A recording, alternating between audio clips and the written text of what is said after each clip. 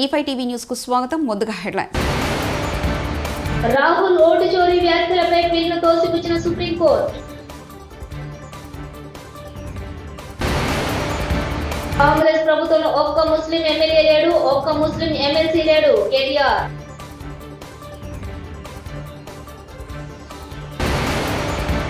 చదువులో రాణిస్తేనే విద్యార్థులకు మంచి భవిష్యత్తు బాలకృష్ణ.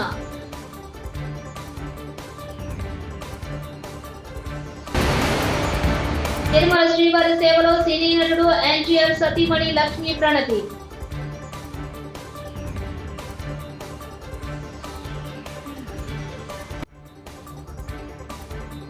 ఎన్నికల జాబితాలో పెద్ద ఎత్తున అవకతవకలు జరిగాయంటూ లోక్సభలో కాంగ్రెస్ విపక్ష నేత రాహుల్ గాంధీ ఇటీవల పలు సందర్భాల్లో ఆరోపించారు.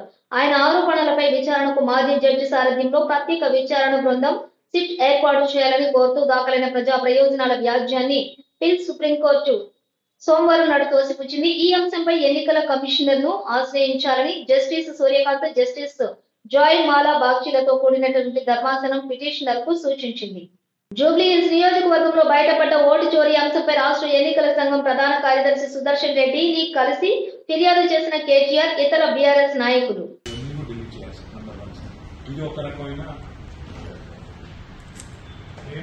చాలా ఆశ్చర్యకరమైన విషయాలు తెలుస్తున్నాయి.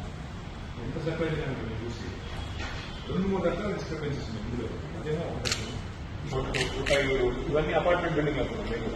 అక్కడ వెళ్ళి చూస్తే కొన్ని అయితే చిన్న ఇల్లు, అందులో ఇంత పెద్ద ఎత్తున ఓటున్నట్టుగా రాదు.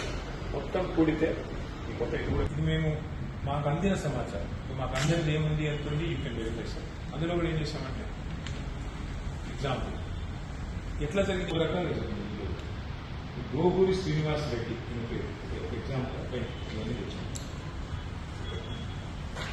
కాంగ్రెస్ ప్రభుత్వంలో ఒక్క ముస్లిం ఎమ్మెల్యే లేడు, ఒక్క ముస్లిం ఎమ్మెల్సీ లేడు. అజారుద్దీన్ ను జూబ్లీహిల్స్ ఎన్నికల్లో నిలబడనీయకుండా ఒక పేపర్ మీద ఎమ్మెల్సీ అని రాసి బకరాను చేశాడు.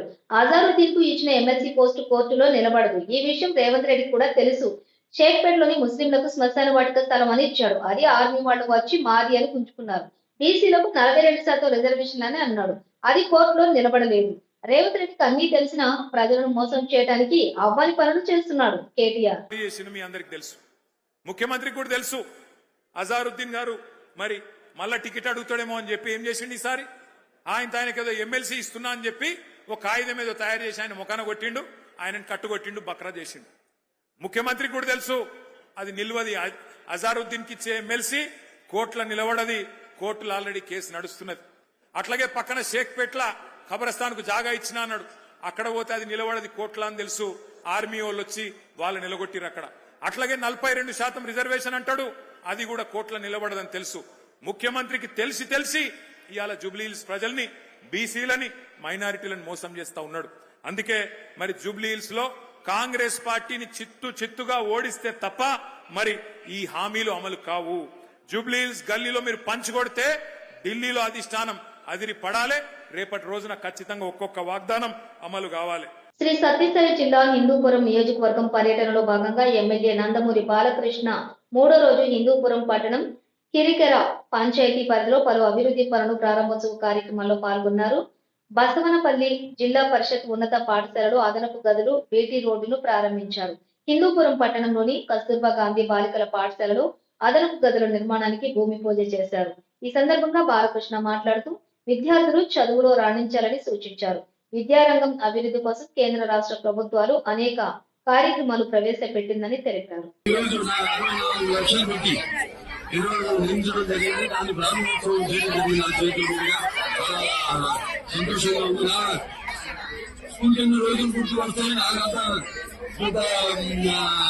చదువు మీద అంతా సమర్థం కాదు.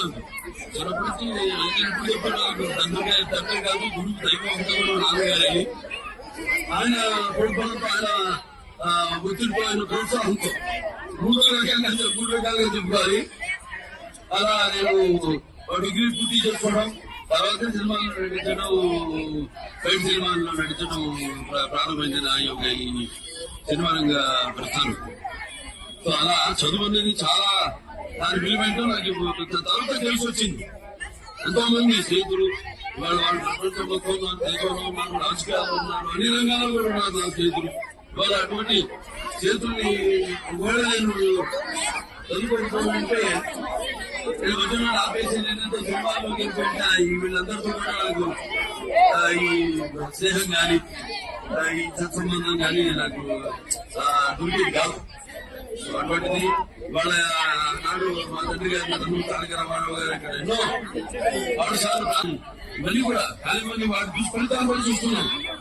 ఏం జరుగుతుందో వాటిని సరిగ్గా వాడుకోబట్టి అదే మేము చెప్పింది అక్కడ అలాగే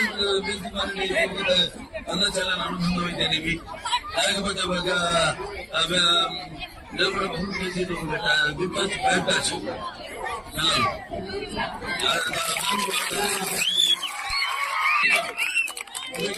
ప్రతినిధిగా ఎందుకు ప్రతినిధిగా మరి అవసరం ఎలా అయితే తీసుకుంటూ వెళ్తామో అలాగే ఆ నేపథ్యంలో సినిమా తీయడం ఇలా ఎన్ని సందేశాలు వినోదంతో పాటు విజ్ఞానాన్ని నిద్రపోతున్నప్పుడు కానీ ఎలా నిద్రపోతున్న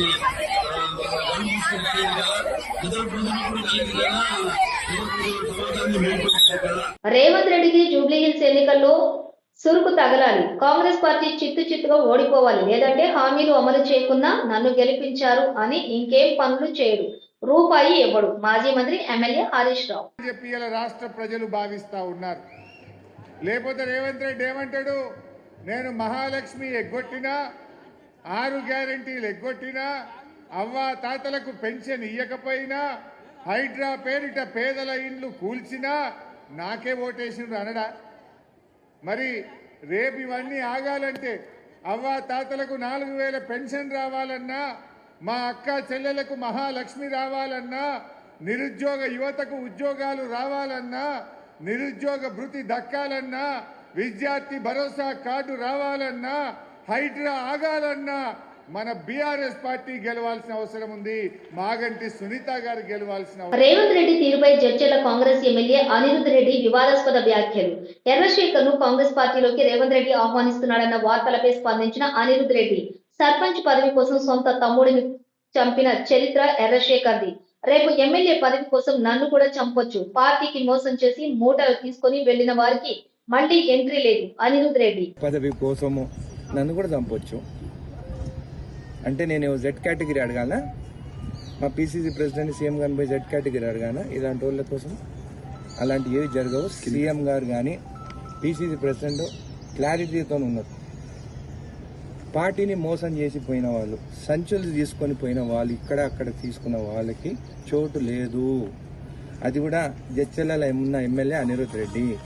ఆల్రెడీ వేరే కాన్స్టిట్యున్సీలు కూడా కానీ, నారాయణపేట కానీ, దేవరకద్ర కానీ, మిడ్జిల్ కానీ, మహబూబ్నగర్ కానీ ఎవరైతే మోసం చేసి పోయి మమ్మల్ని అందరిని ఓడగొట్టాలని తిరిగిన వాళ్ళు మళ్ళీ రిటర్న్ వస్తారంటే ఈ 5 ఎమ్మెల్యేలు ఎవరైనా కానీ ఒప్పుకునే పరిస్థితి లేదు. తిరుమల శ్రీవారిని ప్రముఖ సినీ ఎన్టీఆర్ సతీమణి లక్ష్మీ ప్రణతి దర్శించుకున్నారు. వీఐపీ ప్రారంభ విరామ దర్శన సమయంలో నూతన వధువరుడు నార్ని నితిన్ దంపతులతో కలిసి ఆమె స్వామివారి సేవలో పాల్గొన్నారు. టీటీడీ అధికారులు వారికి స్వాగతం పలికి దర్శన ఏర్పాట్లు చేశారు. దర్శనం అనంతరం రంగనాయకుల మండపంలో పండితులు ఆశీర్వచనం చేసి స్వామివారి తీర్థ ప్రసాదాలను వారికి అందజేశారు.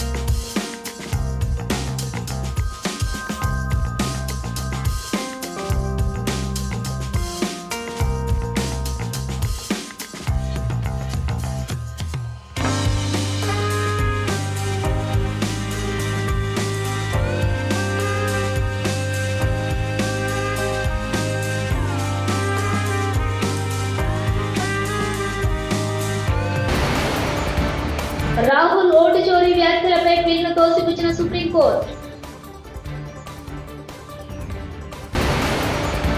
కాంగ్రెస్ ప్రభుత్వంలో ఒక్క ముస్లిం ఎమ్మెల్యే లేడు, ఒక్క ముస్లిం ఎమ్మెల్సీ లేడు కేటీఆర్.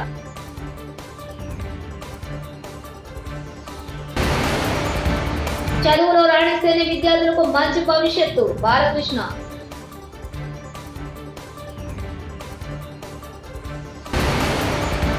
తిరుమల శ్రీవారి సేవలో సినీ నటుడు ఎన్టీఆర్ సతీమణి లక్ష్మీ ప్రణతి.